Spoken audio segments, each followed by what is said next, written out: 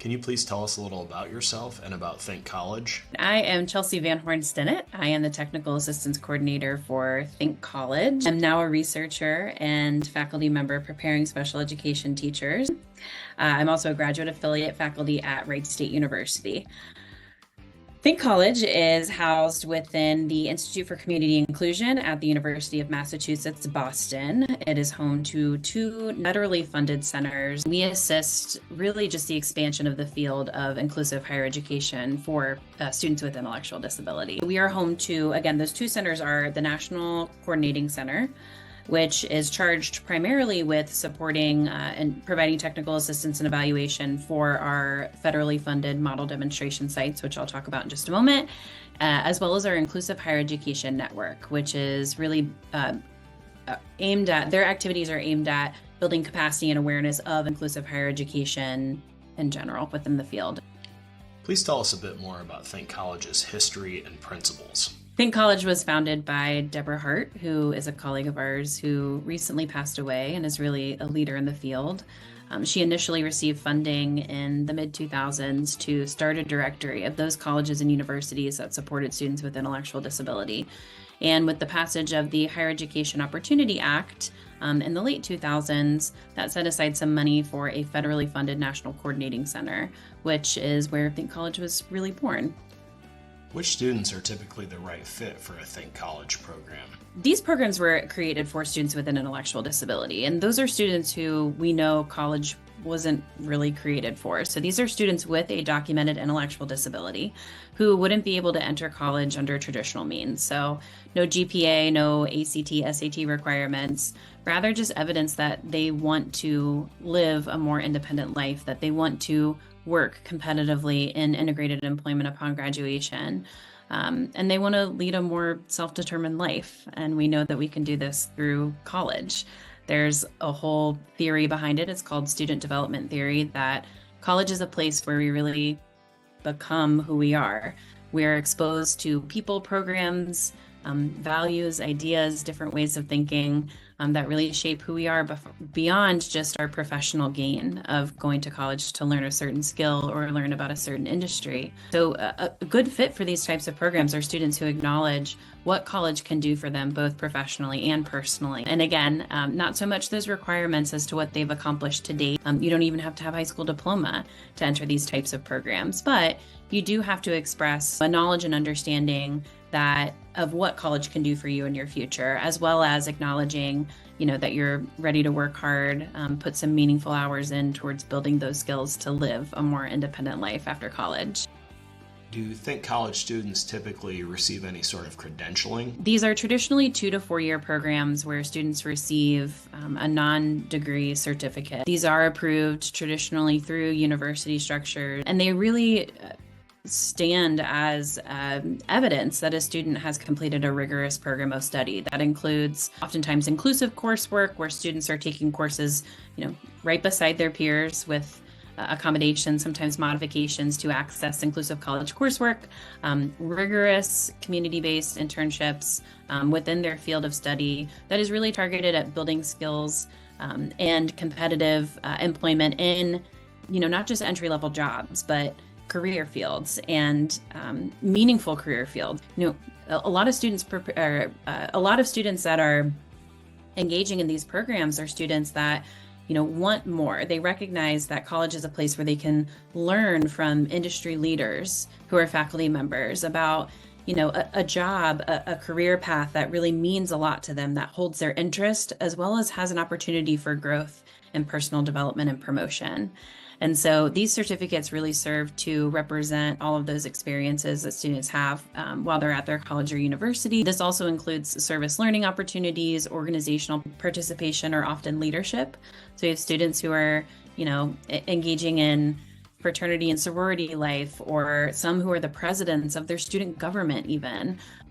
What do most Think College program graduates do upon completing their time on campus? So just a note, 84% of students who exited these programs in this past year completed that program. 96% of those individuals earned a credential of some kind. again, we talked about those that are often approved through the university structure that are specific to the program, but that also includes an individual who earned an associate's degree and several who earned industry recognized credentials that are really tied to being a more competitive candidate for a specific industry related position through earning that specific credential.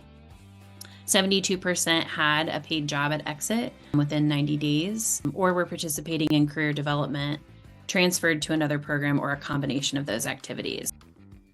What does the admissions process typically entail for most Think College programs? So this application process, it varies significantly from program to program, but it does often require a documented diagnosis of an intellectual disability, specifically because these programs were created and students have access to federal financial aid only if they have documentation of an intellectual disability. It's an interesting concept within our field. We know that some students actually have an intellectual disability and they don't have formal documentation of that disability.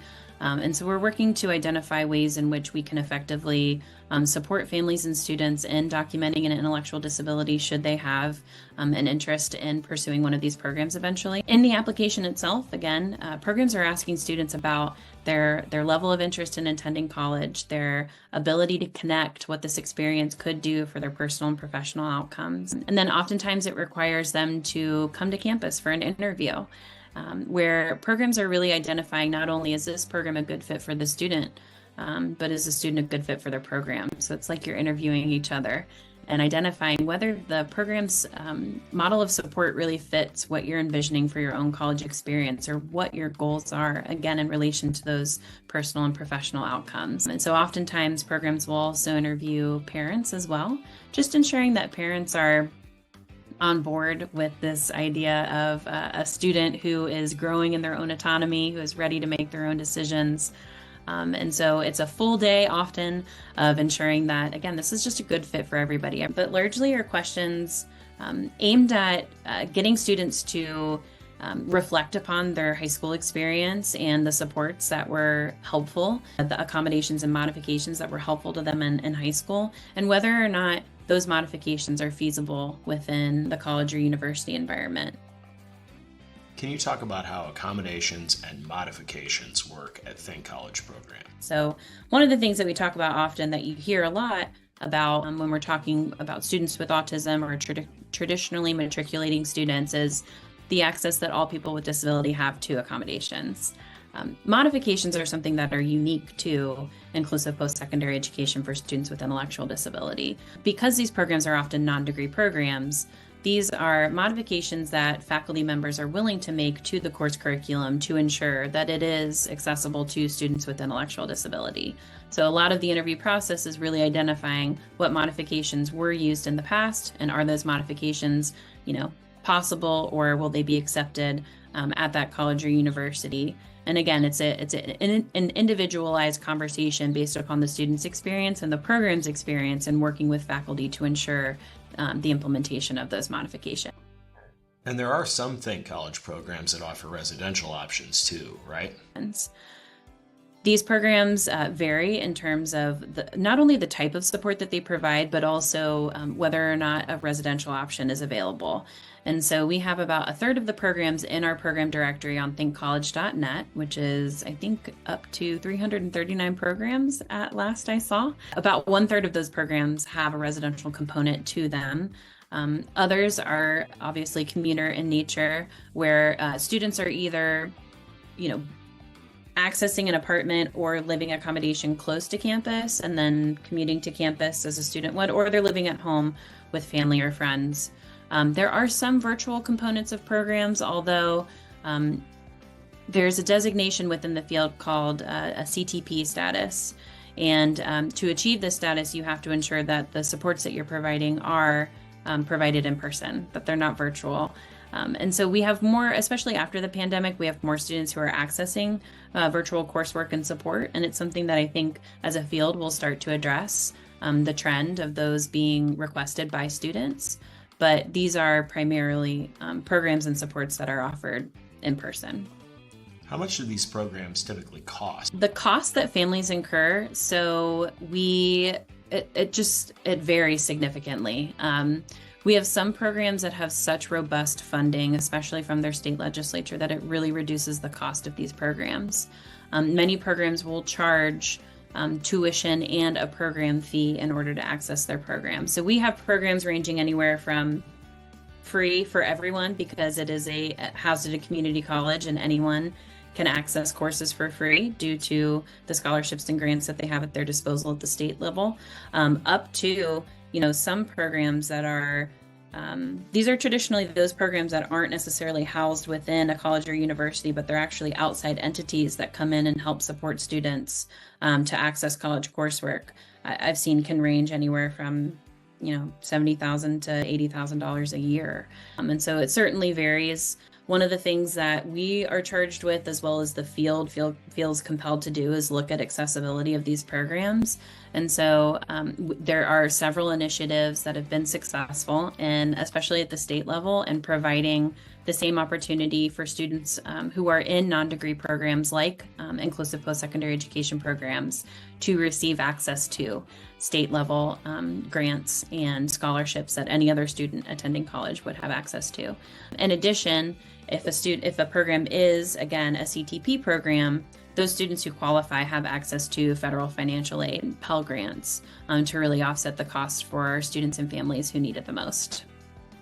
Can you speak a bit more about how these programs help students prepare for a career? So students take inclusive college coursework, again, from those industry leaders who are faculty members. Not only do they have industry-specific knowledge, but they often have connections to local industry. And so when students take courses, they're learning valuable information, but they're also networking with usually area employers who are looking for people who are committed to, those jobs in our communities that are in need, that are often a good fit for students with intellectual disability and the support needs and interests that we know that several of our students have. Students traditionally have access to any course that interests them, that is related to their field of study. So students the program may be housed within, the College of Education, but students have access to courses all across the university system, again, aimed at enhancing their personal and professional outcomes. Programs will also support students in obtaining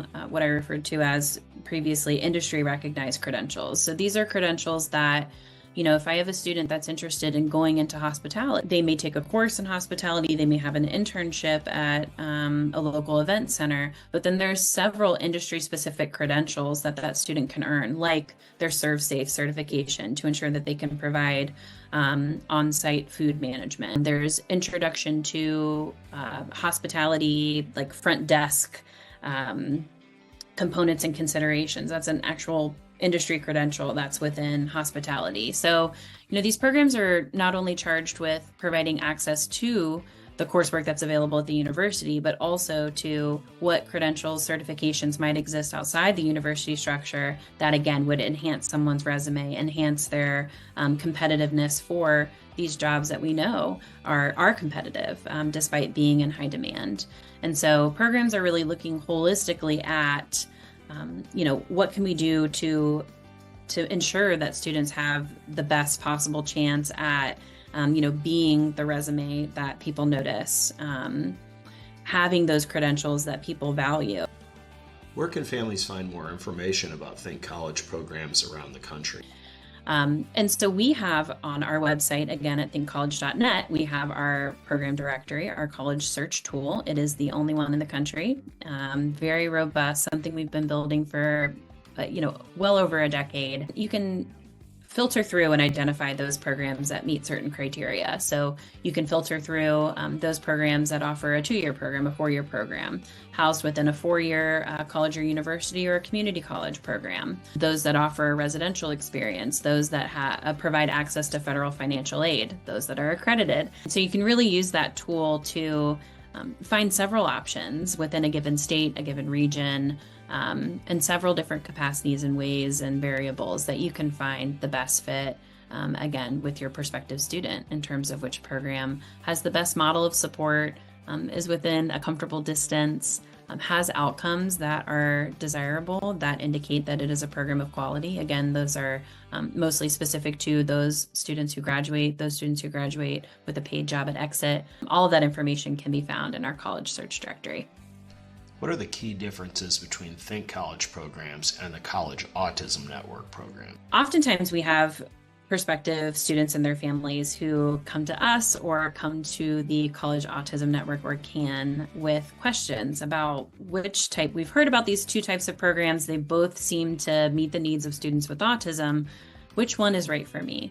And so we quickly make the delineation between the two types of programs by stating that Inclusive Postsecondary Education programs for students with intellectual disability, they are for students with a documented intellectual disability. So if you have autism and do not have an intellectual disability, you're not going to qualify for Inclusive Postsecondary Education programs. We're making every effort that we can in partnership with the College Autism Network to make this more clear for prospective students and their families. But at this time, that's really the defining factor is, do you have an intellectual disability? One type of program that I think is really a good middle ground for families who are exploring higher education, if they have autism or autism and an intellectual disability, or autism with significant support needs related to executive functioning. Community colleges provide a great middle ground to really try out, what is my ability as a student with autism to navigate college, to effectively pass a college course. It's often a low cost option to really try out, what does this look like? Is my student capable of completing a college course for credit? You're not sure that they're going to be successful. It always helps to reach out to these programs, whether it's an inclusive post-secondary education program or an autism-specific support program, and really ask questions about what type of support does your program provide. When families are asking questions, it should be around, once my student is accepted, what can I expect in terms of communication with the program? Inclusive post-secondary education programs, they're going to have a higher degree of partnership and communication with families. Whereas College Autism Network or autism-specific programs that are part of that network, they're going to have very limited, if any, communication with families because all of that is really done through the student. And so if there is any kind of confusion, which we know exists, please go to our website, Think College. We have several resources aimed at helping families to identify which program pathway might be a better fit for them. We're in the process of creating new resources to further clarify, this path that we know has caused some confusion amongst our families and students. To add to the potential confusion, some schools offer both IPSE and autism support programs, right? So there are several programs across the country, several colleges and universities across the country actually, that house both types of programs, inclusive post-secondary ed and autism-specific support programs. It's interesting to note that a growing number of colleges and universities have both types of programs. And I think that this is going to be an interesting turn of events for students and families in the future. And so, if anything, I'd like to call attention to the growing number of colleges and universities that have both types of programs and, asking questions about whether or not those programs share resources, whether or not there's different pathways that students could navigate in and out of as they discover which type of program may be a good fit for them. How can families identify a high-quality IPSE program for their students? Families ask me all the time to give them, what's the best program? What if I'm investing all this money, who should I invest it with? And I'm not really in a position where I can explicitly, call out or name specific programs, but I think it's important, again, to keep accreditation in mind as more and more programs are accredited. That does indicate a certain level of quality of program. That's not to say that there aren't awesome programs that aren't accredited at this time, given that it's such a new process. But any program that is designated as a CTP has also met certain criteria for quality, especially around inclusion. That is important to note. So if you're looking for programs, I recommend you look for those that either are accredited or are CTP programs. But then I think you also really look at the outcomes. In our college search directory, we have a lot of information in there, and a big chunk of it is related to programs reporting, albeit it's self-reported, the outcomes that their students achieve. How many students are experience first-year retention? So, they enroll in the program, they stay in the program. How many students have a paid job at exit? How many students have paid employment while they're enrolled in the program? We know that's an indicator of post-school employment. So you should be looking for programs that have a high level percentage of students that are actually experiencing paid employment while they're in the program. A big thanks to Chelsea Stinnett and Think College. For more information, visit thinkcollege.net. And remember to subscribe for more great content from Inclusive Academia.